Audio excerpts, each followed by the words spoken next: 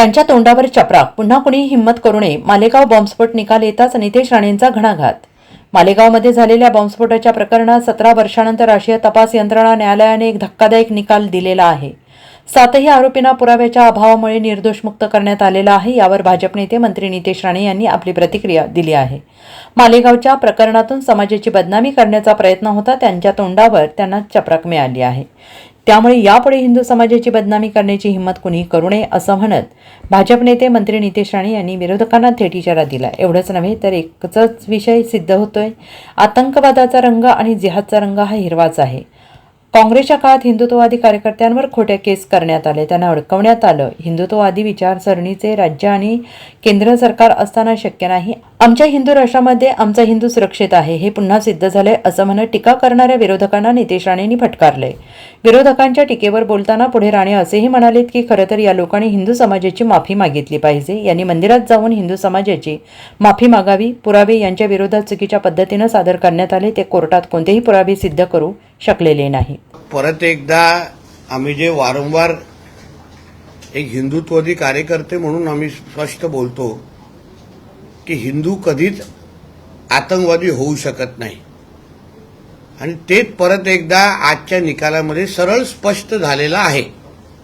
कधीही हिंदू समाजाच्या व्यक्ती कुठल्याही अन्य धर्माचा द्वेष करून स्वतःचा धर्म वाढवण्याचा प्रयत्न कधीच करत नाही.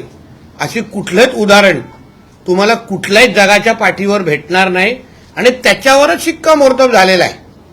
म्हणजे ह्याच मालेगावच्याच केसच्या निमित्ताने हिंदू दहशतवाद हा जो काय आमच्या हिंदू समाजाची बदनामी करण्याचा जो प्रयत्न झालेला होता, त्यांचा तोंड काळा झाला असेल, त्यांना चेहरा दाखवण्यासाठी आज जागा नसेल. कधीही कुठला हिंदू ना धर्मांतर करून आपला धर्म वाढवण्याचा प्रयत्न करत, कधीही कुठला हिंदू दुसऱ्या धार्मिक स्थळाला तोडूनच त्याच्यावर अतिक्रमण करून मंदिर बनवण्याचा प्रयत्न करत, असा कधीच कुठला हिंदू तुम्हाला दिसणार नाही. आणि म्हणून हिंदू समाजाची जी बदनामी या मालेगाव केसच्या निमित्ताने करण्याचा जो प्रयत्न केलेला होता, त्यापुढे कुठल्याही हिंदू समाजाच्या व्यक्तीला अशा पद्धतीची बदनामी करायची हिंमत कोण करू नये. परत एकच विषय सिद्ध होतोय की आतंकवादाचा रंग आणि जिहादचा रंग हा हिरवाच आहे, हे स्पष्ट झालेलं आहे आता वारंवार.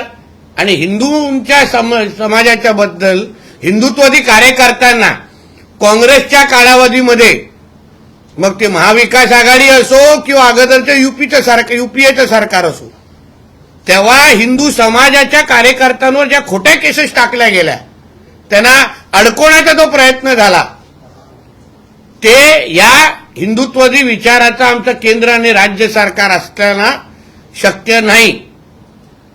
आमच्या हिंदू राष्ट्रामध्ये आमचा हिंदू सुरक्षितच आहे, आणि हे परत एकदा त्याच्यावर शिक्कामोर्तब झालेलं आहे. Bureau report, SBN Marathi, Malegaon.